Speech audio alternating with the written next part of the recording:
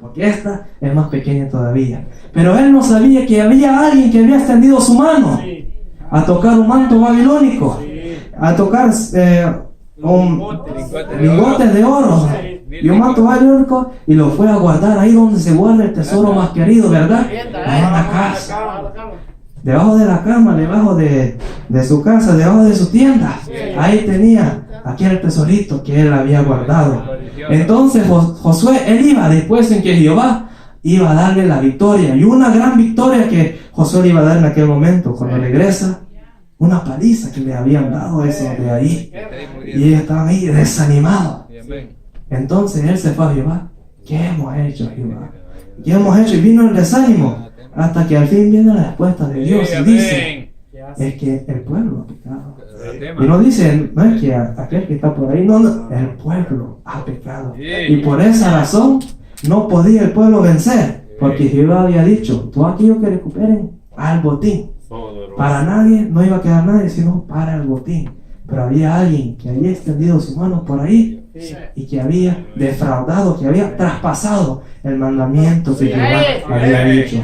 Por el cual se nos dice el Proverbio 28:22: no traspases los linderos antiguos que pusieron tus padres. Entonces, y vemos que el desaliento también puede llegar, pero que en su momento Dios va a dar la respuesta. Número 4, cuidado con el disfraz.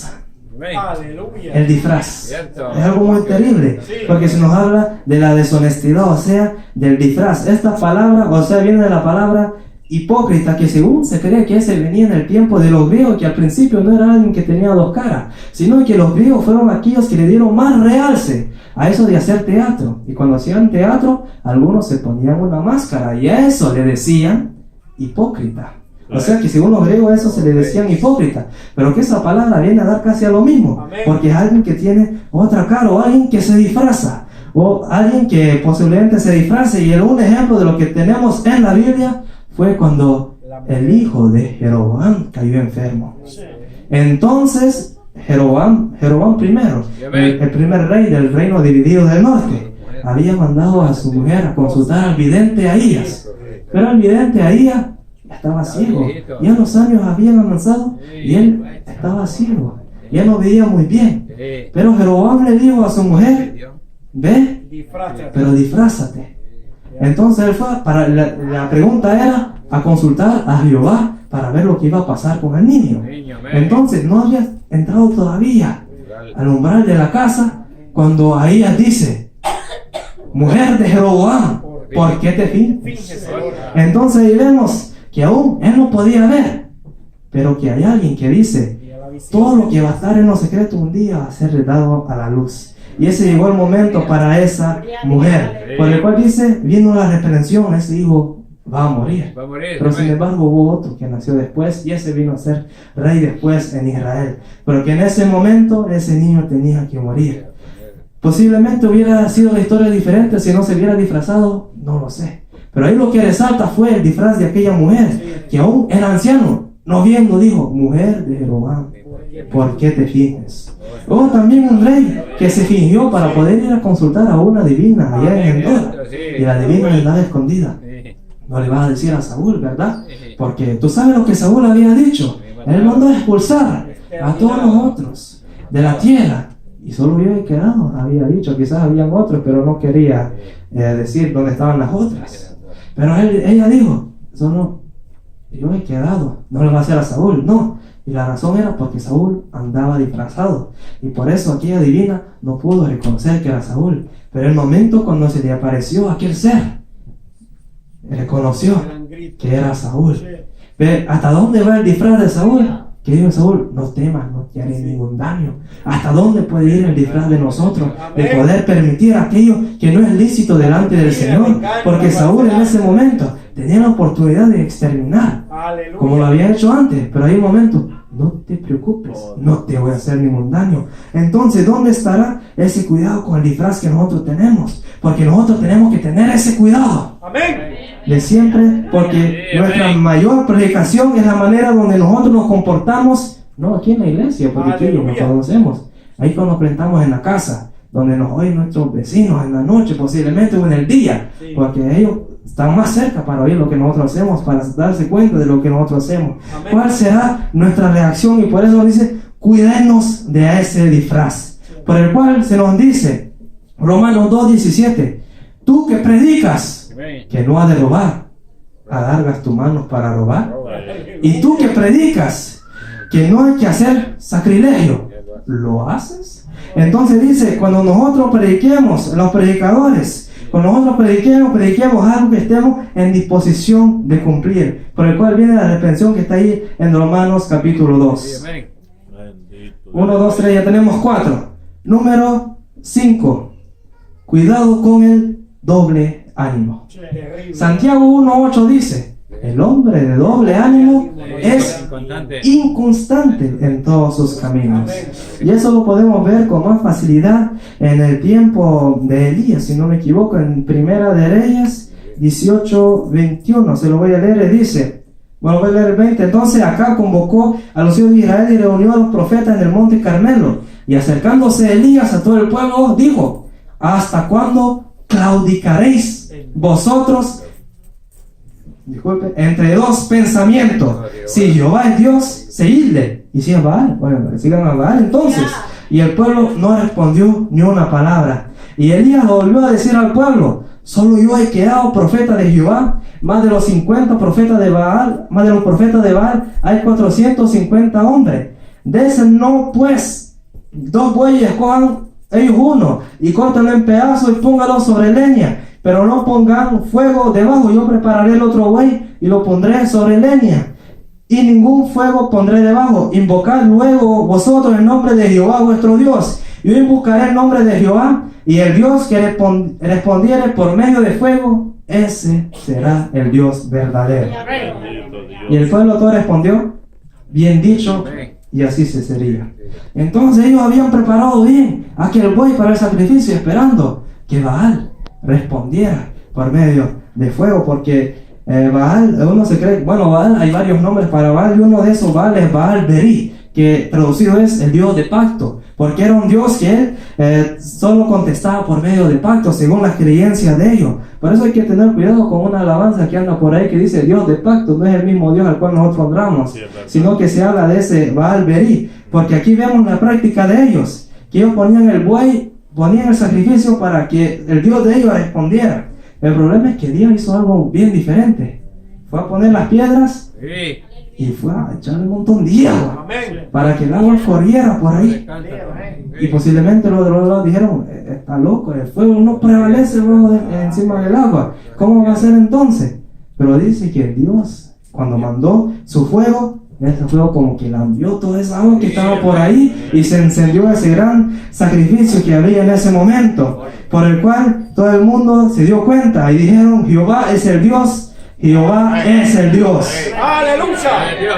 ¿Y qué es lo que han sucedido los profetas de Baal por andar claudicando en dos pensamientos? ¿Por qué? Un momento andaban con Baal, pero antes, cuando Elías preguntó la respuesta, ¿hasta cuándo claudicaréis? Si Jehová es Dios, vayan a Jehová, y si es Baal, vayan para Baal. Pero que ahí dice, no hubo respuesta. Ahí vemos donde ese pueblo había claudicado entre dos pensamientos. Entonces Elías dijo, prended a los profetas de Baal para que no escape ninguno. Y ellos los prendieron y los llevó a Elías al arroyo de Sison, y ahí los degolló. Entonces vemos que hay que tener cuidado con el doble ánimo. Un momento sí, otro momento no. Y eso también puede entrar con el otro punto, el cual es el de las dudas. Cuidado con las dudas.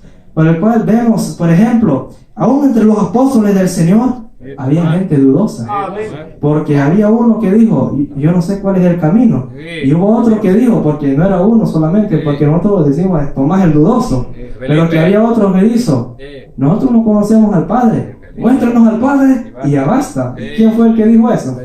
Ese fue Felipe. Ya no fue Tomás, sino que fue Felipe. Pero el que más se resalta, como que hubo un momento en que las dudas se fueron de Felipe, pero que prevalecieron en Tomás. Por el cual llegó un momento en que todos decían, Jesús había resucitado. Y Tomás dijo, si yo no pongo mi dedo ahí donde hay aquella cicatriz, no creo. Entonces llegó un momento en que el Señor se le apareció a los apóstoles, pero no estaba Tomás.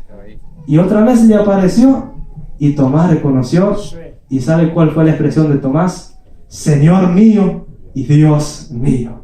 Y ahí vemos, bueno, la tradición dice que ese fue uno de los apóstoles que fue a predicar allá por la India, pero eso es la tradición que lo dice, no hay respaldo bíblico. Pero vemos, después toda esa transformación, toda esa duda fue quitada de él. Pero que viene un momento en que las dudas pueden venir.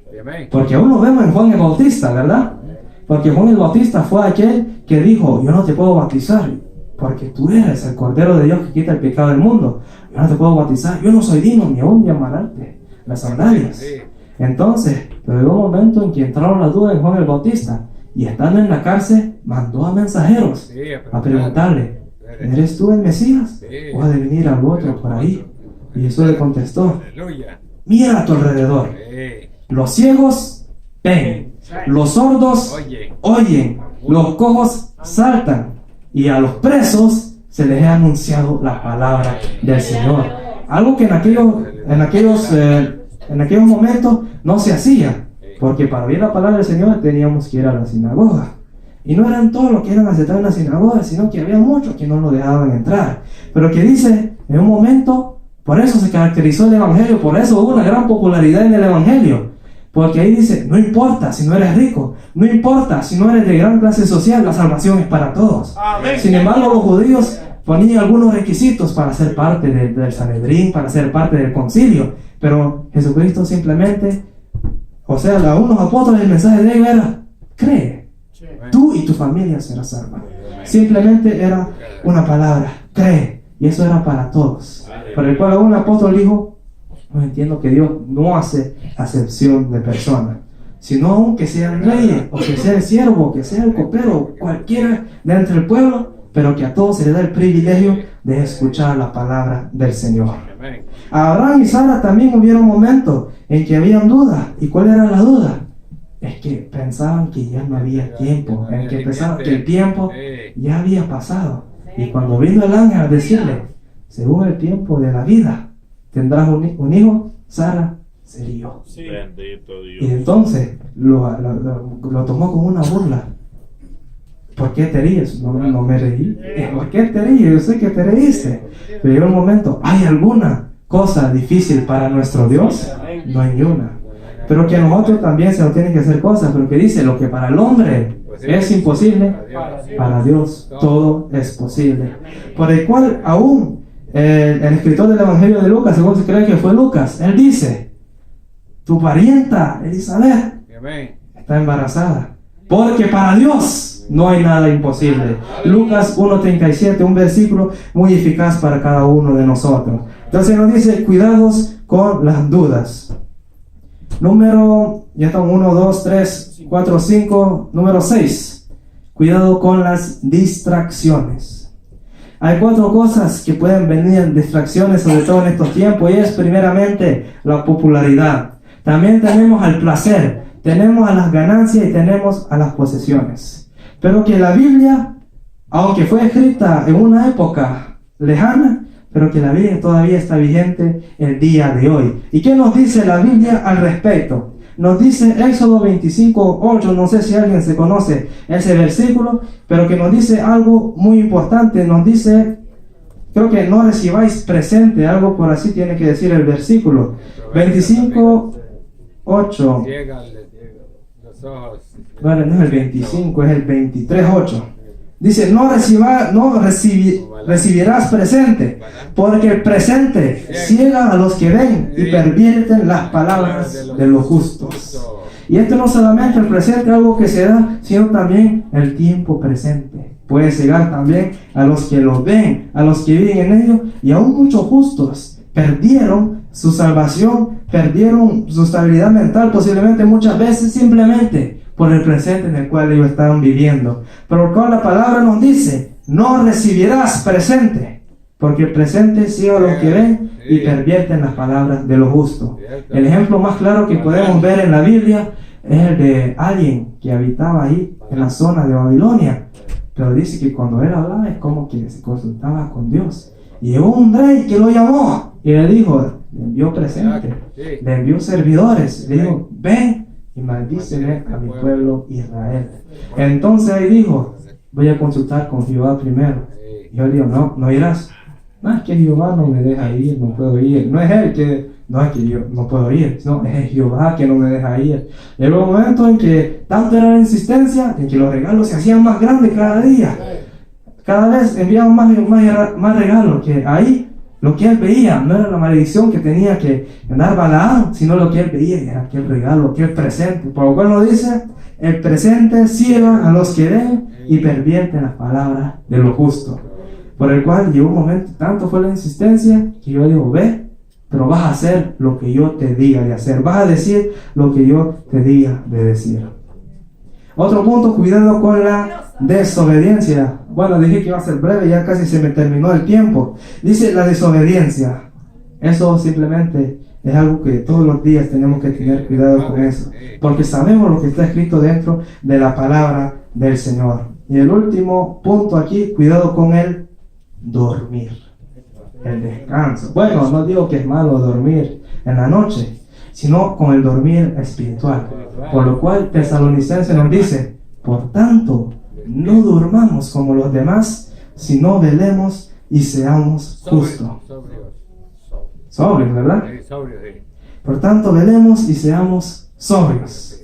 Por el cual aún hubo un predicador inglés, bautista, que él predicó un mensaje sobre ese versículo, y el mensaje era, despierten, despierten. 2 veces despierten, porque había llegado un momento en que aún cuando escuchaban la palabra del Señor, como que oían, pero que no retenían la palabra del Señor. Entonces, lo poco que hemos hablado en esta hora, esperando que sea para edificación de cada uno de nosotros, esperando que no lo reciban como un regaño, sino que para que todos podamos seguir hacia adelante en la obra del Señor. Voy a repetir los puntos. Cuidado con la desnutrición, la decadencia espiritual, el desaliento, deshonestidad, distracciones, doble ánimo, duda, desobediencia y cuidado con el dormir. Entonces esos fueron los pocos puntos, hay muchos más, pero esos fueron los cortos puntos, aunque cada uno de ellos posiblemente se podría predicar un tiempo extenso, pero que simplemente lo hemos hecho esto para la honra y la gloria del Señor. Así que cuidado con la D. Que el Señor les continúe bendiciendo. Gloria a Cristo. Gloria al Señor.